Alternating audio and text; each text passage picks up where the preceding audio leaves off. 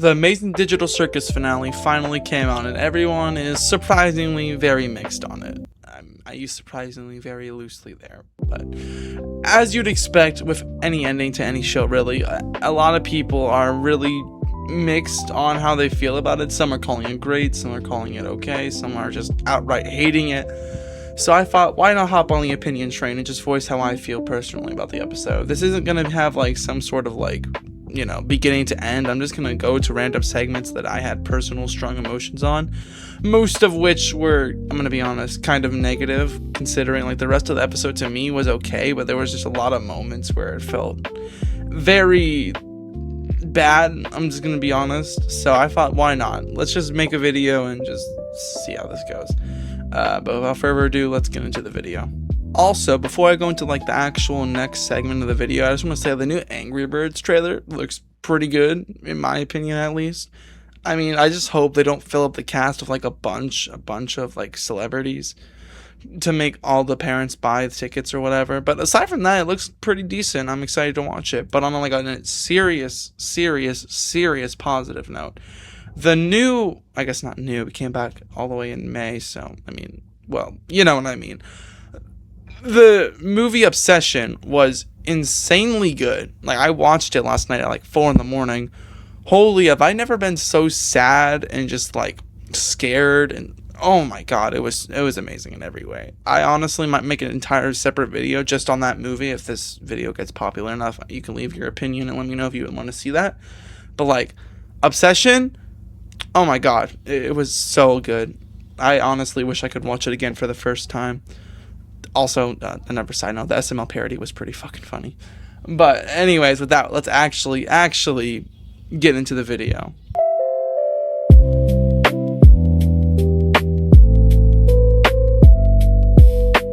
Okay, before I get to this next segment, I just want to say that Jax is my favorite character in the entire show. I get that a lot of people can find him incredibly annoying. Even at times I can understand especially why people would find him annoying.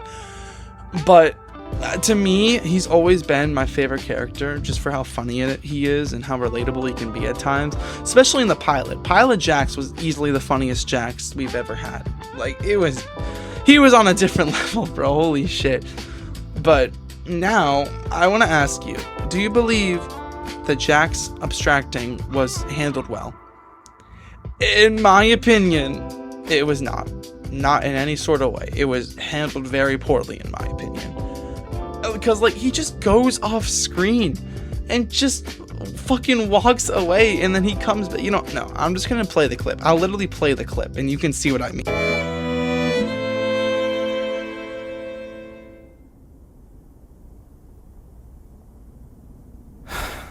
Never mind. I wish I'd pried a little more. I somehow forgot how bad it can get.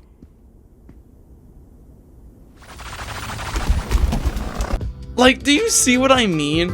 It just happened so fast, and I get there was time constraints, but are you seriously gonna tell me that we couldn't have cut any other scene and not let us see how abstraction works? Because throughout the entire show, we've seen characters abstract, but we've never actually seen it happen on screen. It's just like they cut away, and that's basically it. The closest we ever get is like in episode 7, I'm pretty sure, in Jax's room where he's like slowly transforming. And luckily, I mean, not even thanks to the show, thanks to merchandise, so yippee, we see how it kind of works. I'm pretty sure it like slowly is meant to take over your body, and we see this for like all the characters, so I'm guessing that's kind of Glitch's way of saying this is how abstraction works.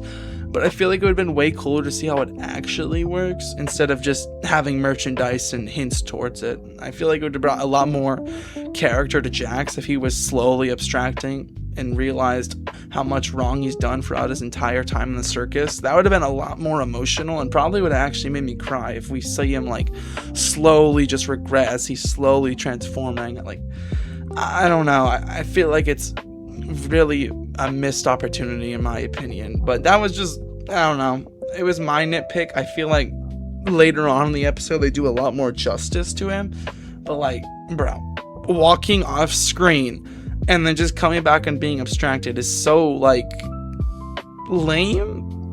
I don't know, it's kind of cringe. Kind of cringe. Like, I don't know. I just expected a little more from that entire scene instead of him just walking off. But, you know, moving on from that, I know if you were on TikTok during, you know, any time period before the episode released, you were in the Amazing Digital Circus fandom, I know you saw the one fan animation. I'm pretty sure it was like a song, but where Jax is singing running the show. I know when everyone saw this clip, I deadass believed that he was actually going to start singing it, bro. Like, holy shit. Congratulations, Zooble! Guess you still get to leave your mark in the world. Congratulations, all of my friends. But anyways, moving on. What the fuck is wrong with you know, I need to get air conditioning in my room, bro. It's like 25 degrees and 25 degrees. See, it's making me stupid. I don't even know what I'm saying anymore. But anyways, let's go on to the next segment, which is a pretty long one, but you'll understand why I included it, because to be honest, it's a very big problem for me. But anyways, let's go on to the next segment.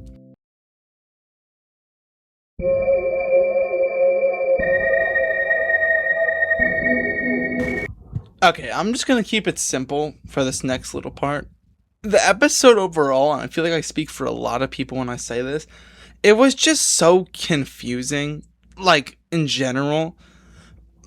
Like, the entire beginning where Kinger basically explains they're just brain scans, MatPat explained way better from just the pilot episode alone. Like, I don't know how to say this without just sounding kind of basic, but, like, it's just confusing. At least to me, Kinger explained it so, like, weirdly.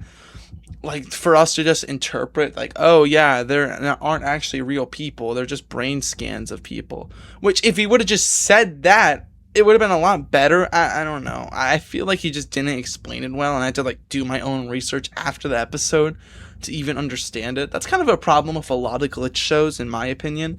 No, obviously, I like The Amazing Digital Circus, but another one that I watch is Murder Drones. That one, I love it a lot. N is my favorite character. He's the GOAT. But for some reason, it's just so confusing. They make the lore so difficult to follow. I mean, I'm glad sometimes because, you know, I want to theorize and use my brain and actually not be brain dead while watching a show. But, like, it gets to a point where it's just so confusing to follow that you don't even understand what's going on anymore. And I feel like that's kind of what happened here with Kinger. Now, granted, the ending made me actually realize, like, oh, that's what he meant. Because they actually show them in real life and, you know, all that. But overall, I'm just going to be honest. I kind of was confused just throughout a lot of it. Like, we'll get to let's just skip to the Kane segment. Basically, Kane goes into the void, even though he was deleted, apparently, at least from what I could find. The void is kind of like the recycling bin on her computer, and it's meant to be like where all the deleted stuff goes. But if that's the case, I mean, where's characters like Gummy Goo, unless, you know, if Kane snapping them out of existence isn't deleting them, which I feel like it is, but I don't know. I'm not going to go too far into it. But I don't know. I just feel like him coming back kind of defeats the entire purpose of episode 8, which also, side note, episode 8, in my opinion, is the best episode of the entire show. It was so good. And I feel like a lot of people online, including myself, would have preferred that would have been the ending compared to this. It would have left so much, like, despair. Now, I honestly am glad they kind of made this episode, but they obviously need to make it a lot better because this shit was so confusing. Oh my god. But yeah, episode 8 was easily my favorite episode. Like, imagine watching the movie going from this all the way to this. Top of it all, you just don't listen!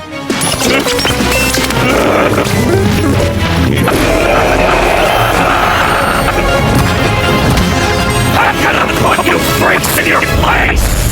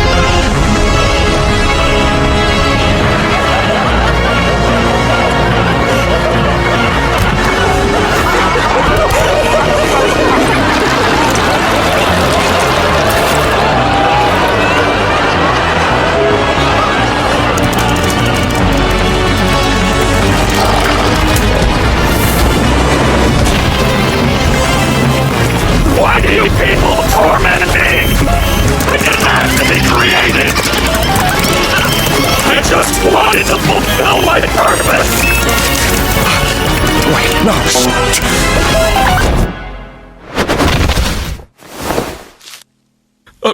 Wait.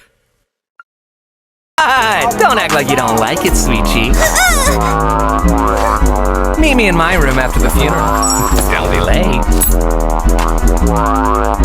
Like that's just such a drastic change, and yes, I know I'm taking those scenes incredibly out of context, but you kind of get my point.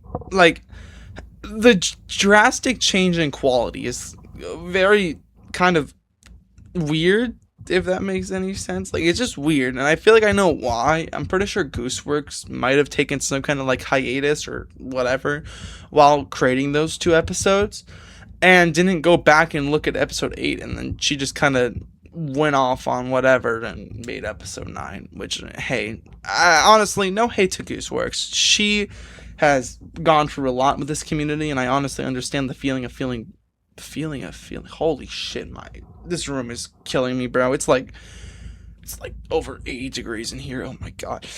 But I understand the feeling of being drained and burnt out from a project that you made. I mean, I'm holding a pretty big video, and right now I am drained. I am burnt out right now, but I have to keep on going, bro. I need to finish that video because it might be my break into like actually being popular on YouTube. But that's besides the point.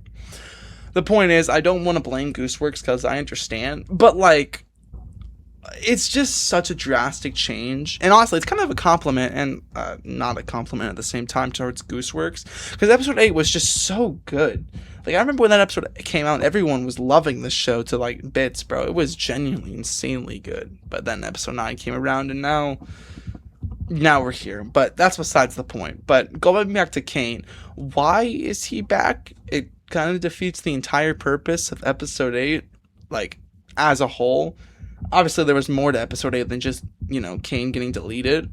But, like, the fact that he just comes back and changes so quickly from being all crazy to being nice is a little bit odd to me. Like, I don't know. I feel like it happened incredibly fast. And I know people like to bring up that in episode 8 he switched incredibly fast.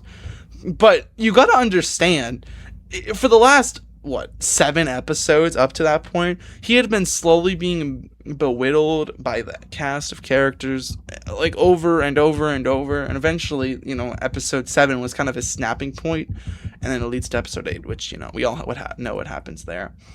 So him being back, I feel like it's kind of a waste. I don't know. I just kind of hoped. I mean, don't get me wrong, I love Kane. Kane is one of my favorite characters, and I love Kane, bro. I even have like a little, I don't know what these are. I guess figurine. I have a figurine of Kane like right here next to my desk. So that's cool. But yeah, I just kind of feel like him coming back was a huge waste and could have been used for a lot better stuff. I mean, if he did come back, I kind of expected him to do more, because it says that he, you know, has his powers like weakened, but we never ever see him do that at all. Like, it seems like he's still the same kind of power level as he was. I mean, not trying to power scale. Holy shit, my vocal cords are burning in this room. Not trying to power scale or anything like that, but like, he seems to be the exact same as he was before. Like, I don't know, it just feels kind of odd to me. But another part that was odd about Kane is that, like, after Aura farming, you know, giving us more Aura monster memes for like another 20 months, bro. Oh my god, this meme will never die. But after Aura farming and doing a Hollow Purple and Gurlagon, I don't know how to pronounce that show's name. If it's good, let me know. But like, holy shit. How do people fuck, I don't care anymore. After doing a reference to one of the characters in that show, and Aura farming some more, he gets to this door and there's like 10 blocks, even though there's like 7 characters, I'm pretty sure. I don't know where those other like Oh, my brain is not. What the fuck is going on? Those other couple characters came from, but like that just feels like a plot hole. Like, where do these people come from? I don't. None of us know, and I'm pretty sure Gooseworks hasn't given us an explanation. But he's able to access the web for like a little bit while the Wi-Fi is like draining. I don't know why it's a battery. If it's Wi-Fi, it should just work until it, gets disconnected, or I don't know, mom forgets to pay the power bill or something like that. I don't know, man. So like it draining, we never have an exact answer to. It's just very like weird.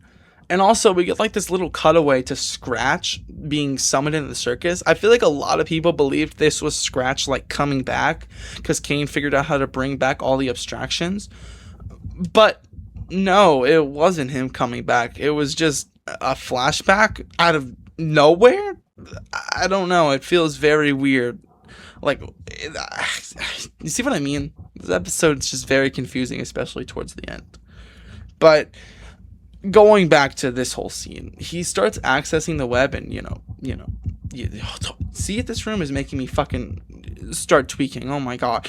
But you see how he's accessing the internet, and he's slowly getting back all the information and their names and all that, eventually coming back to the circus and showing them, and boom, credits roll.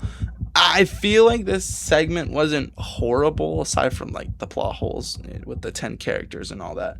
But if you want to understand my main like actual hot take, actually this isn't even a hot take. I feel like a lot of people were pissed off about this. Where is Bubble? We see like this fake Bubble, like just a literal bubble, like next to Kane inside the void, but I don't know if that's even Bubble. A lot of people had theories that after the end of episode 8 that Bubble was going to be like the new ringmaster, and his goal was to like secretly get rid of Kane to take over the circus. But we don't see that at all, which, hey, I mean, you don't got to give in to like, theories and all that, but like we don't see Bubble at all. The last on-screen appearance we see of him, unless you or her, actually, what the hell? What is Bubble's gender? Okay, I'll put it on screen if I can find it, but the last on-screen appearance we have of Bubble is in episode 8 when Kane delivers the famous line, "Wow, Kane, you are so funny." Could you say it with a little more gusto?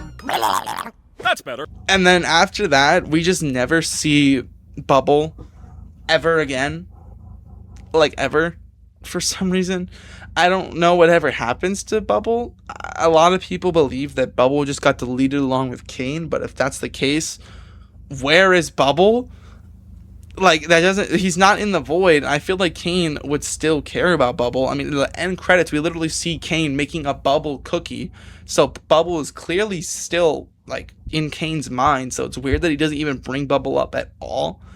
And not only that, but Bubble, like, wasn't a part of Kane's data, I'm pretty sure. It's a very confusing to understand, but like a lot of people believe that Bubble was the blue AI, but I don't believe that is the case, because if it were, then how come Bubble is still here?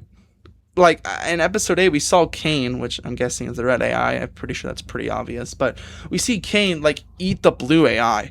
And if that were the case, how come Bubble is still around if it Bubble's the blue AI? Like, you see what I mean? Like, Bubble just not being here is just so confusing. And there's a lot of other missed opportunities, like not going back in time to see, like, the original cast. Because, like, we get fucking, I don't even know how long, but we get to see Jax's backstory. But, like, for that entire segment, we see all of Jax's backstory, which is pretty cool.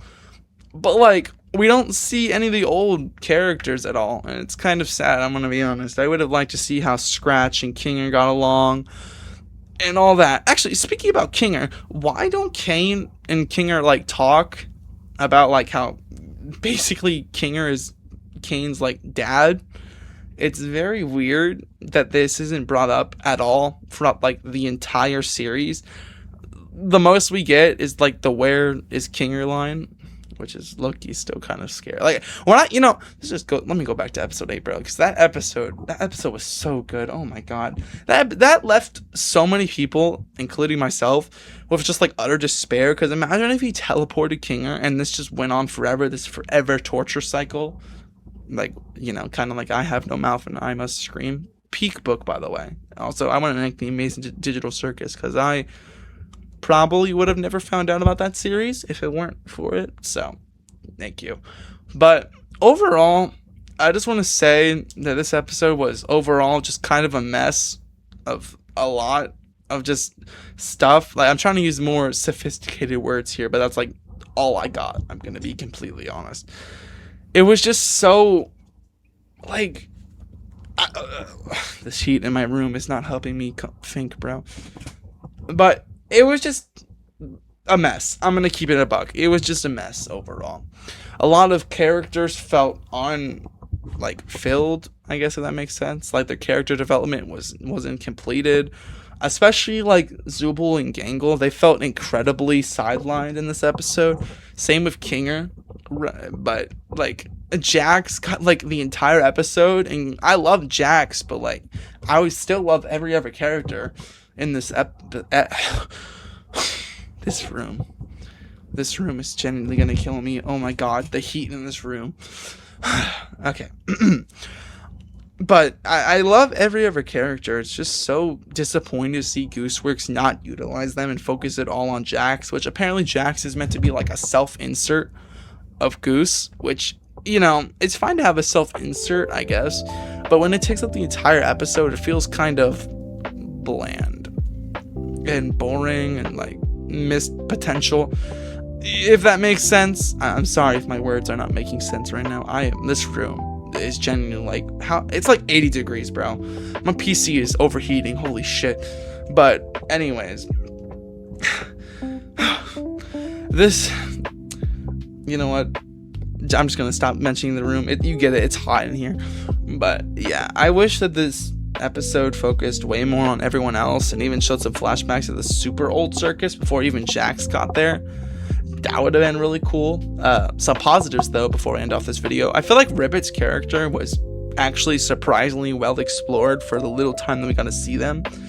I liked Ribbit as a character. She was pretty cool. Also, this one Socks for One clip is fucking hilarious, bro. Oh my god. Wyatt confirmed.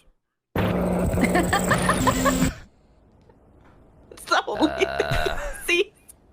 Okay. Yo, she's a baddie, bro. Yo. Oh my god, the cloud! We can just see Forget the cloud. Get the cloud out of here, bro. Look at that ribbit, bro. But also, aside from that, we see this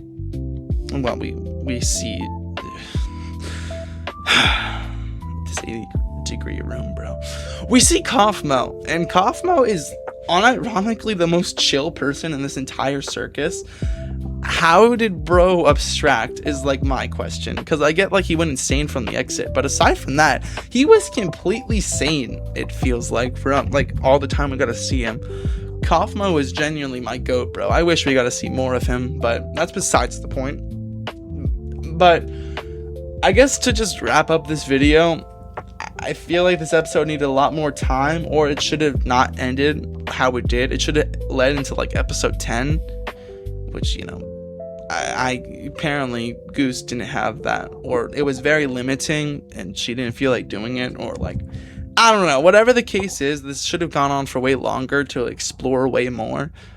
But I just kind of wish the ending was a lot more like understandable on first watch and was a lot better in some areas. But overall, I'm grateful for the Amazing Digital Circus. I will always remember watching it for the first time. And also, another side note, the Isn't She Lovely like segment, honestly, as much as people hate it, I surprisingly enjoyed it. Like, I found it very unique to take that music and use it in a scene like this. Not only is the song actually really good, but the scene actually surprisingly fits it well. I'm not gonna lie, but that's just me. I get why a lot of people don't like it. It's just, the song is literally about a guy being happy that his newborn baby is here. That is very weird choice. That is a very weird choice to use in a song not in a song. Oh my god, this heat is gonna be the end of me. But it's a very weird choice to use when a character is like basically gone forever. I would not expect anyone to ever do that. But you know, hey, it's still pretty good, I guess. But with that, I hope you enjoyed the video. I hope you have a good day, and to whoever's watching this, whoever's birthday is today, happy birthday to you. But be safe out there, and bye-bye.